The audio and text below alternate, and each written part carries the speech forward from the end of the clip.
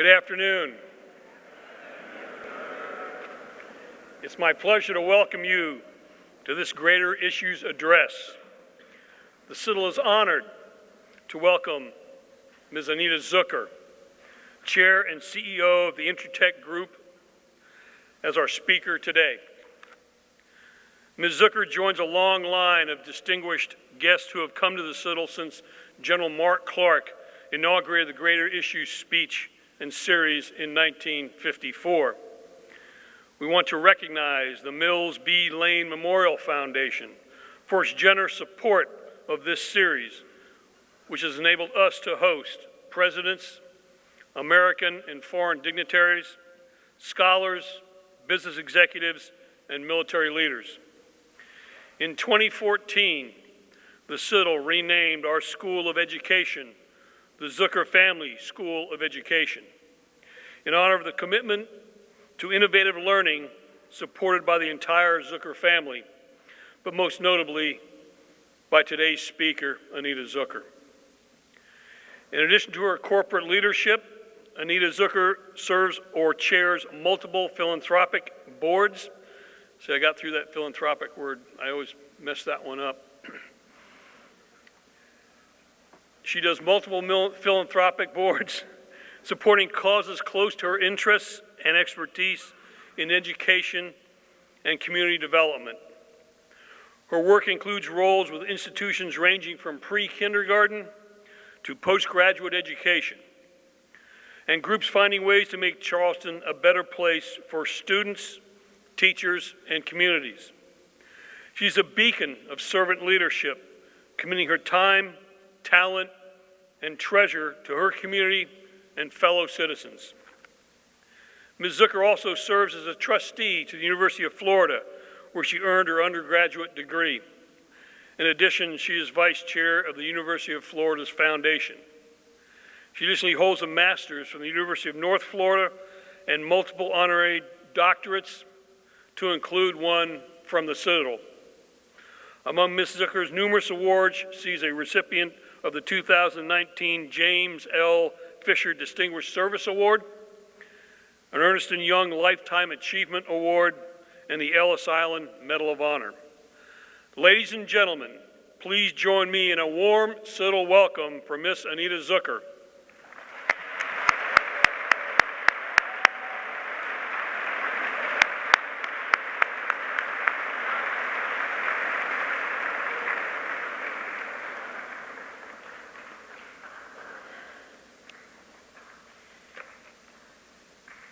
Good afternoon. Thank you for the warm welcome. It means so much. It is such an incredible honor for me to be here today. I can't tell you how much it means to be a part of this family, the Citadel family. And I thank all of you for your service. Those of you who serve our country, I can't thank you enough. And those of you who will serve our country, I want to say thank you to you before you leave, and hope that I get to welcome you back with open arms and know that you are greatly appreciated. This is an incredible opportunity. I'm so thrilled for so many reasons to share a little piece of my story with you. The Citadel is a special place with a world-class emphasis on principled leadership. This institution is setting the standard for cultivating future leaders capable of making a positive impact on the world around them. Look around. Listen. If you do, you'll see that our world is in need of true leadership, in desperate need of leaders positioned to inspire and encourage greatness. Leaders who understand the importance of developing the mind, the body, and the spirit of every individual. And I just want to mention one thing to you. I do have a son who has an MBA from the Citadel, and actually he also has an honorary degree from the Citadel, and I'm really proud of that because it made him an alum, and we're really part of this family. So getting back to leadership, Dictionary.com defines leadership as the position or the function of a leader, a person who guides or directs a group. It's a start, but there's so much more to discover. I believe that comprehensive leadership incorporates 5 critical skills: awareness, integrity, perhaps the keystone to leadership, relationship development, innovation, developing leadership skills. Change is inevitable, but with focus, without focus and without a clearly defined plan, the results may surprise you. It's up to us. It's up to each of you to seek opportunities to drive change and innovation. In this rapidly changing world, it is this critical emphasis on progress that will set us apart as individuals, businesses, and as a country. My journey's not always been easy. There's so much that I was not expecting to happen in my life, but I've had to learn a great deal in order to deal with what God has given me. Today, I find myself at the helm of a remarkable ship, one that Jerry Zucker built from the ground up. Since the beginning, I watched my role evolve, but didn't expect to find myself in the lead role, sort of assuming that Jerry would always be here. Always an incredible friend, mentor, and a great husband, Jerry became my teacher and my mentor during the last 2 years of his life. The early days were tough, even scary at times, but I knew what had to be done. According to Eleanor Roosevelt, you gain strength, courage, and confidence by every experience in which you really stop to look fear in the face. You must do the thing which you think you cannot do. Jerry's passing for my family and for me and for this community was tragic. It was heartbreaking. It changed my life forever, but it also turned me into the person I've become today. Through it all, I had to find the courage to face demanding situations and make difficult decisions, and my strength and confidence have grown as a result. Hall of Fame hockey player Gordie Howe says, "You find that you have peace of mind and can enjoy yourself, get more sleep, and rest when you know that it was 100% effort that you gave, win or lose." This is a theme in my life these days. I make it a point to give my very best effort every day for myself, my family, my business family, and for our community. And I'm pleased to say I'm sleeping quite well these days.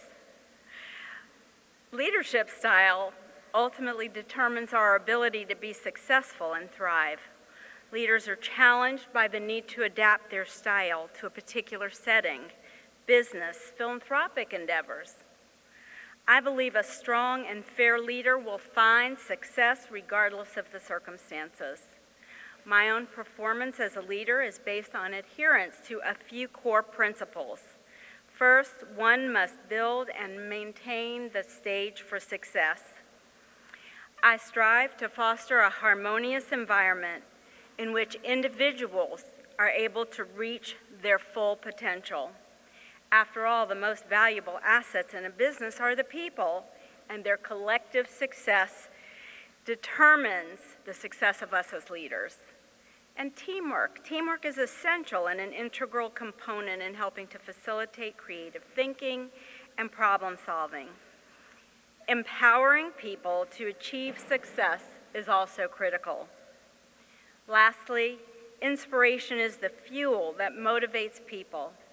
And if your actions inspire others to dream more, learn more, do more, and become more, you are a leader, according to John Quincy Adams. I will say that I am also a person who's driven by my values. Those are so important to me. And you'll see some of the things flashing up on these boards.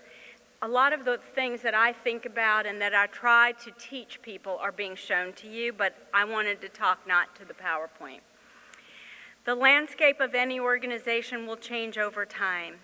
Awareness is critical to ensure the business is positioned to shift as the environments evolve.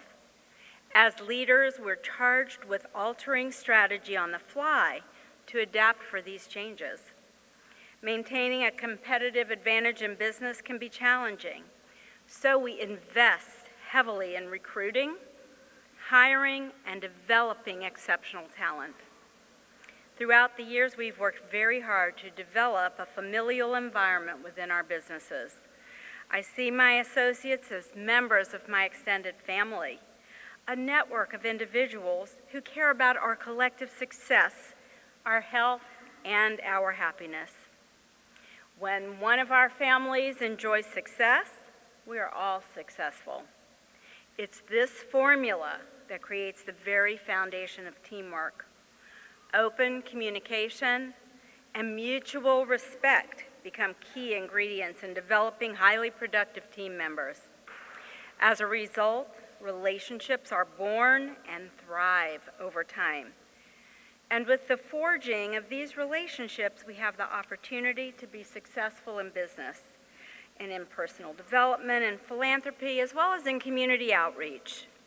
As we all know, in numbers, there is strength. To have numbers and unity is even better. It is the role of every leader to set an example, to set expectations for the reputation of the organization and its members. In order to be successful in a highly productive team environment, it's critical to have strong communication skills and a willingness to collaborate. Showing integrity and honesty in our dealings with others instills a sense of respect and appreciation.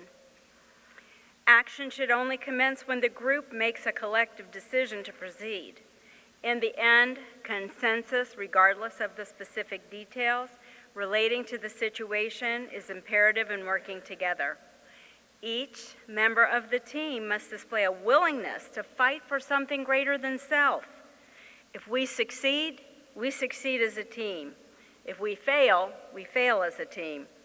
Perhaps the greatest part about being part of a team is knowing that each of us has the opportunity to lead when we're able, and the option to follow when it's necessary. A common trait among great leaders is knowing when to trust in the strength and the ability of others. And just know I have been through many of these kinds of circumstances where I had to learn to trust the people around me because I didn't have all the information. But there are times that I have to be the leader, and consensus is great, but at times I have to make that final decision. So knowing when that time is right is critically important. I also believe that great achievement is born from leading by example and inspiration rather than dictation. Ralph Waldo Emerson said, "Do not follow where the path may lead. Go instead where there is no path and leave a trail." Jerry's passion and commitment to his craft was the key to his achievements both scientifically and business-wise. Studies have shown that the greatest success stories are not linked to a person's IQ or being in the right place at the right time. Yes, luck can play a role, but common sense, hard work, and dedication are at the root of our greatest accomplishments. Perhaps Malcolm Gladwell was onto something in suggesting that one's ability to master a task is related directly to the amount of time spent learning everything about that task. Perhaps we must first dedicate 10,000 hours, or roughly 10 years, working towards our goal. But remember, if we aren't growing our abilities, sharpening our tools, we're certain to lose our competitive edge. Every day that we aren't getting better, we're getting a little worse. Keep practicing and keep working. I practice constantly and I work hard to perfect and enrich the process of leading by example, sometimes to the point of exhaustion. But I know what I have to do. I spend my time working towards something more important than myself. I work hard for my families, both corporate and personal. I work hard for this community and for the people in the organizations in need. I work hard because we all have a responsibility to leave the world in a better state than we found it. One of the earliest leadership influences in our family was my beloved father-in-law, Jerry's father, and my children's grandfather, Leon Zucker, who always said, people should not be judged by their years, only by their deeds. So starting from a young age, our parents taught us that it is essential to give back to the community. This concept is expressed as tikkun olam, or repair of the world in my faith, the Jewish faith. It's my belief that we should all strive to be role models to our families, coworkers, communities, and society. And Jerry would say, lead by example. Your work ethic must become a standard for others to follow and emulate. Through my family, we're blessed with strong leaders, offering guidance as we navigate life, especially as it relates to our core principles. My brother-in-law is a prime example and influencer of sorts. His name is John Jacob Gardner Zucker. Back in the days, he taught at the Citadel in the 70s. He was a professor of leadership, and he just recently retired as a professor of leadership at Seattle University. In fact, some of the Boeing execs here in town were advised by him during their PhDs in Seattle, so very interesting. So this is something he wrote. Transcendent leadership, grounded in servant leadership, offers a pathway to increased trust necessary for global sustainability. Transcendent leadership offers a more inclusive and consensual decision-making process for economic, social, and environmental sectors, moving beyond a singular focus on the bottom line of profits to a multiple focus on the triple bottom lines of profits, people, and planet. And it's funny, before I knew he wrote this, I actually created my own model around the people, the profits, and the planet related to our business and Tikkun Olam. So the people work with us, they're our associates, we take care of them, they take care of us, and they help us earn profits. We take those profits and we share them with the people, but we also share them to steward our planet. We really care about our environment, we care about this planet. And so my 3 Ps fit beautifully into his 3 Ps. And again, Tikkun Olam, repair of the world. It's no secret that I've been tremendously blessed in my life, but in many more ways than one would think. My life has been filled with strong leaders, starting with my mother, Rose Goldberg. With her, the women in my life taught me the value of hard work, the importance of family, and the feeling of creating an impact through my own actions. They taught me there's always more to learn and to keep teaching, always. And learning should be lifelong for all of you. There should never be a moment we don't try to learn more. I don't like it for any day to go by that I haven't learned something new. And looking at all of you, this is my opportunity to learn more. And I hope I will walk away as well, inspired by each and every one of you and what you have to do on a daily basis. My mother's wisdom is echoed in the words of Jane Goodall, who calls us to action on behalf of our planet. Roots creep underground everywhere and make a firm foundation. Shoots seem very weak, but to reach the light, they can break open brick walls. Imagine that the brick walls are all the problems we've inflicted on our planet.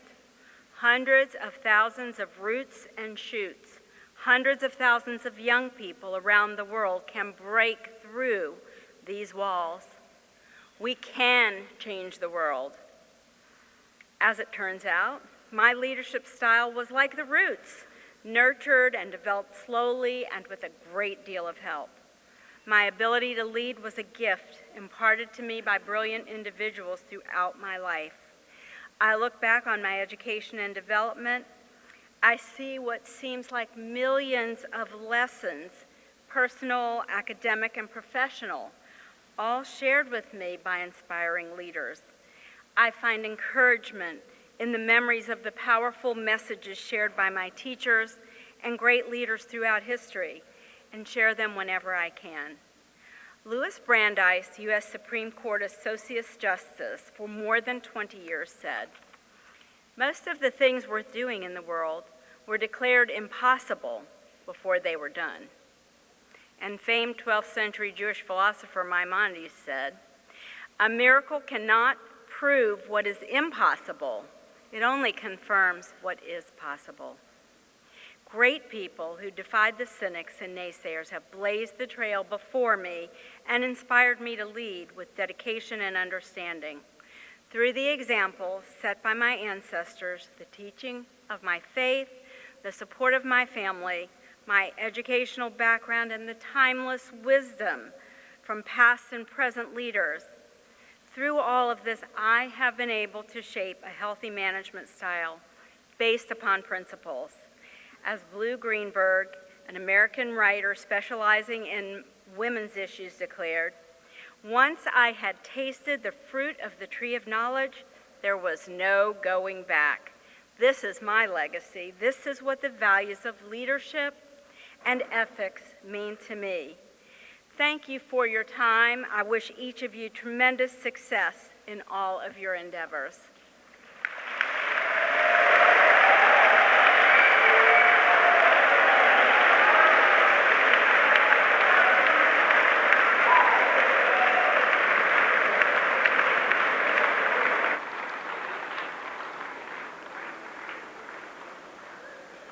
Wonderful remarks. Thank Ms. you. Zucker, thank you so much. My name is Brigadier General Sally Selden, and I have the privilege of serving as the Provost and Dean of the College. And I just want you to take a moment. I know you've been looking out here. These are our leaders for tomorrow, and the world does need them. More than a third of our graduates will go on to serve this country in the military, and the rest of our graduates will go on to lead in public and nonprofit and private organizations. And some of them will go on to pursue advanced degrees and careers. Now, many of our cadets and students have taken some time to write some questions for you. In just a moment, I'm going to ask you some of these questions, and we can have a Q&A, and I'll moderate that session. But if you don't mind, would you talk a little bit more about your personal journey? Because I know you have a rich history that might be interesting to the Corps Cadets. So it really starts before I was born. In 1949, actually the month of October, my mother and father, who were Holocaust survivors, were brought to America by an organization called the Hebrew Immigrant Aid Society, and they were actually sent to Jacksonville, Florida, because they had to send them to a community that would accept them. And it says in the papers that I have that my father was a tailor. I don't ever think I found out exactly what my father really did. He passed away 31 years ago, and he never talked about what he did, but I know what he did to raise his 3 daughters. And my mom is still alive, and I'm really, really lucky. She's 96 years old. She's going through some hard health times, as you can only imagine, being that age and having lived through the war. But she rescued her mother and 2 of her siblings and her niece, who was about 16 months old, and she carried them through the war. And then my father would be near them or not near them. He lost his own family, all of his family, including a wife and a daughter, during the war. But they came to America. They had to learn English. And I was born a few years after they got to the United States, and just, went to school. My parents did whatever jobs they could to make a living. And at one point, if you looked at the pictures, I was standing in an orange and blue dress, and I was in a mobile home. And that is what my husband and I lived in. I was married at 18. I was already a student. I went to Santa Fe Community College and the University of Florida and worked my way through everything. I worked 20 hours a week for all 4 years of college in an elementary school. And so I've worked from the time I was 12. I worked in camps, day camps, teaching arts and crafts for 5 summers. And then ultimately, boom, there I was heading to college. And then a year after the first year, which I got dual credit for, I got married. And so I was married to my husband. Had he lived and not passed away of brain cancer, we would have been married for 50 years this June. So that brings a lot of bittersweet, sad memories to me, because we had an amazing 41 years that we spent together, 38 of them married. But we really grew up with each other. And so that's what my life was like. It was doing anything and everything. We were entrepreneurs in those days. We had 2 businesses. We didn't have enough money. We had to have paying jobs at the same time. And we went to school, and we would cook in a restaurant every day that we owned that only served lunch. So we did a lot. You worked hard. We worked very hard. But, that's what it's about. Life is about hard work and putting forth effort. And if you want to succeed, you can if you try and you work at it. And we worked at it. And so did our parents. So they taught us, and they were amazing role models. What an incredible story. So let me share some of the questions from our cadets. Cadet Daniel Wilkes, he's a junior, political science, history, double major. His question is, it's twofold, so I'll read them both. Right. Charleston has changed and grown immensely over the previous 4 decades. What opportunities that have emerged throughout this period have you been most interested by in those 4 decades? And what opportunities or even dangers for the city can you sense in the future? Well, and as you know, you've probably read a little bit about when I got here, so I've been here 4 decades. So that's really interesting. And so I've seen this community go from a really small town into one that right now is thriving in many ways. Many of them are really good, and many of them are a little scary when you think of the lack of infrastructure that we have that has not kept up with the growth that's taking place.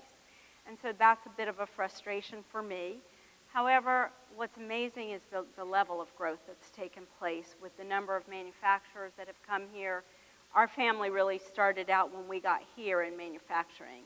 And I was teaching school. My husband had a manufacturing operation that he got involved in and finally bought it in 1982 and began our business. So that was really important to us. The talent that's produced in higher ed has always been important to us. But the concerns I have is, having worked in the K through 12 system, is that system still has too many issues. And so that's a little bit of something I worry about, and why I'm so passionate about fighting to have the change that's going to be necessary to create great children from birth all the way through getting them into careers. We need that talent. So that's a scary piece that faces our community, the fact that we've been growing like wildfire, which is superb, but at the same time it's not, because we're not keeping up, and we're not keeping up by creating the workforce that's going to be necessary to keep us moving forward. And I would hate to see us fall backwards, so we have to make certain that we provide opportunities for greater education at the pre-K-12 level, and at the same time continue the fabulous levels that are happening in our higher ed institutions, especially right here in this community, right here in this on this campus. That's so incredible. Absolutely. So our next question comes from Cadet John Harrison Charles, a freshman biology student. As a prominent investor and philanthropist, what is one of the most important characteristics a business or charity can have for you to decide to financially support them? So what are you looking for? So I'm going to look for a return on investment. But as a philanthropist, that return on investment is going to be the impact that that charity, if that's what it's going to be, has on the people that it's whose lives it's trying to help. Okay, so that kind of a return on investment is something I'm going to look for. What are the numbers? I need to understand the metrics behind something I'm going to support. There's some amazing things that you're going to be hearing about, actually probably within the next month, that are coming out in healthcare. It's an investment my family's been engaged in. I have personally been engaged in for over 10 years. It's gotten its FDA approval. You at the Citadel, if you played football or sports, have actually been involved in the testing of a particular device.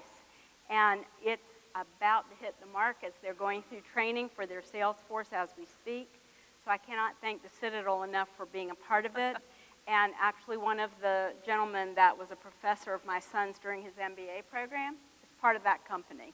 And so what I love is that there's excitement, because it's going to be able to help people keep from being injured. And players will understand whether they should or should not go back on a field during the times that they're out there. We need to keep people from injuring themselves further and keep them healthy. So I look for things of that nature when I'm investing. And I will continue to invest in things that can change lives. Fantastic. The next question comes from Cadet Gage Russell, senior education major. What advice would you give someone who is entering the teaching profession today? Have patience as you enter the teaching profession today. Depending on what you're going to be teaching, our children need you. I think that's another piece of advice. Take your time, learn those children, okay? Understand their backgrounds and where they come from, because sometimes you're going to be in a classroom and these kids might not have come from the background you had. They may come from places that none of us have ever had to experience. So I ask you to get to know those children, bring the warmth and the caring to them that they might not otherwise receive. And again, please have the patience and stick around for a while, at least to try to give them what they deserve. And we need the best possible people. You are all our greatest assets, as are our children, our greatest assets in the world. And if we don't do the right things to help them learn, what are we going to have, for our future? So I urge you to think about that field in those kinds of ways. So our next question comes from graduate student Zahida Hugi, also in education. She writes, as the mother of 2 beautiful children who works full-time, it's taken me a long time to complete this program. I'm excited about finally becoming a teacher, and I really love working with students. However, I must admit at times I'm exhausted. When you were a teacher, what motivated you to keep going? Well, when I could bring my children and they were old enough, I brought them with me when it was appropriate. So that helps. Having good help for your family, making sure you're not doing things that impact your family in a bad way, are things that you should do to help yourself. You have to find ways to help yourself. You have to stay healthy. You have to find ways to work out for yourself, because if your body's not healthy, how can you support your own children and at the same time support those children who are depending on you in a classroom? So having really good health is just so important. And then time management. I would say the biggest issue for a mother is time management for yourself. Okay, yes, you want to help your children, make sure they manage their time, teach them that skill so they can be helpful to you, while at the same time make sure that you are managing your own life in a way that it gives you the ability and the strength to do all the things you want to do. And I did work while I had children, and I did teach school for a short time while I had my kids. And yes, it's tough, but it was worth it. So our next question comes from Cadet Jose Silva, a junior, also an education major. I plan to teach high school social studies when I graduate. As a high school teacher, how can I build relationships with local businesses to provide experiential learning opportunities for my students? Knock on doors, introduce yourself, and walk in and meet people that own businesses, but talk to them about what your students bring to the table, but also what experiences they can give your students. And then be involved with people. I'm looking at Tina Worth and thinking about our career academies that we have here in town. Find businesses that are engaged in those career academies and try to encourage your high school students, if they have an interest, to also be a part of the career academy so they can learn more beyond just social studies. However, civics, if he's going to teach history, that civics piece often gets forgotten. We need to make certain that our students understand our government, that our students understand the history of the place they choose to live. And I think those are some things that are really important. But walk in, don't ever be afraid to go and meet a business person and ask them for help, because often they will find ways that they can be helpful and provide opportunities to students. I love when I get to have students shadowing me or doing an internship if we have that opportunity available, and we have it available in some of our businesses that are local. So never be afraid to ask. I'm going to ask a little bit of a follow-up to that. You've obviously been very involved in the education sector within this area. How important do you think it is to develop strong partnerships between business and education, whether it's higher ed or K through 12, and why that impacts the community? So frankly, that's like one of the most important things you can do. Developing partnerships, working with the business community if you're on the school side, or if you're in the business community, our business people need to care about what's happening in our schools.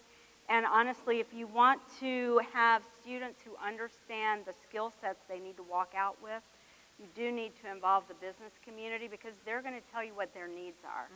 And like this community does great work. We have gap analysis. We know what the skills gaps are in this community. And so if you've got those partnerships, then in an institution like this, you know that you can help us cover those gaps and make sure that we don't have those gaps. Well, it's the same in high school or lower levels, even at the elementary school level. Our elementary school children are very capable of understanding the soft skills, the skills to walk up and how you look a person in the eye, how you shake their hand. That can start really at any age. My grandchildren, from very young ages, I have an 8-year-old grandson, he's my youngest. He knows to come and shake your hand and look at you and tell you his name. And I think that's like one of the best skills you can teach anyone. Look the person you're talking to in the eye. Give them a warm handshake, not a fish. It's really important. It's these little things that make a difference. And so should we have partnerships? 100%, because in the world of education, we need to have an understanding of what our businesses need. So our next question comes from our Department of Leadership. Everybody makes mistakes sometimes, and most teams make mistakes occasionally. Within a company as large and diverse as the Intertech group, how do you build trust and help them learn from their mistakes? Okay, it's tough, but you have to. I mean, you don't have any choices. The key is communications. The way that you communicate with the team if something has happened. Like we had a business that was great for many years, and we're going through change right now because we have to. It's a business that, because there's been so much transformation in the technology world, that business is really no longer relevant in its form. And so, what took us so long? So we do have to communicate with each other and figure out what are the issues that we have to deal with to make this okay. And the key is, I'm not blaming one person. It's got to be, the whole team has to carry the weight for what has taken place. The key is, how do you move forward out of making a mistake? How do you take it forward in a positive manner? And frankly, again, it's all about how you communicate with the people who are your associates. That's the way I see it. And we have time for one more question. This will be our last question, and probably a very important one that also comes from our leadership department. If you were thinking about hiring a recent college graduate, what is the most important characteristic or set of characteristics that you're looking for? Well, I talked about it, communication skills, but not just verbal communications. I think that's really important. I would like to see written communications. We live in a world filled with text messages and iPhones and other phones. And okay, it's about 10 years old. But I really believe in personal communications and also the ability to write, because you have to be effective in everything, and it takes the ability to write. And again, I cannot say enough. Communications, communications, communications. That is number one with me. Well, you've imparted a lot of wisdom. Do you have any final words of wisdom to leave this group with before Think about it. you think? So I want you to go forward in a very positive manner and approach the world with excitement. You have been an incredible institution, one that I hope has left you inspired. And I hope you go forward and inspire others in the world around you. You've come through someplace that has taught you order, that has taught you how to be organized in your life. I think that's so critical.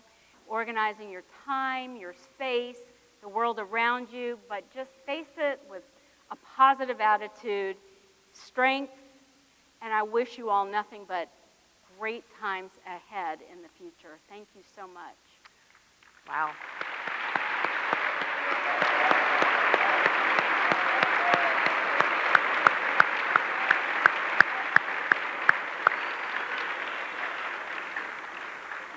I just want to share how grateful I am that you've imparted your wisdom today. You certainly are a role model for me and for everyone in this room. You're an incredible person The things that you've achieved in your lifetime are so meaningful. At Thank this you. time, I'd like to invite our Regimental Commander Schneider to come to the podium.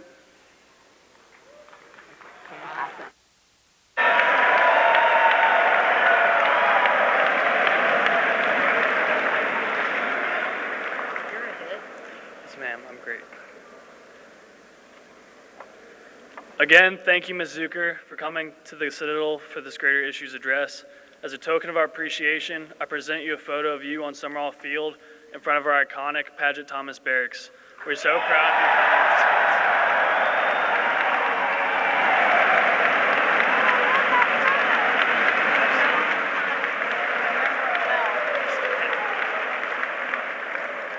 space. Will the audience please rise and remain standing and in place while our speaker and special guests depart?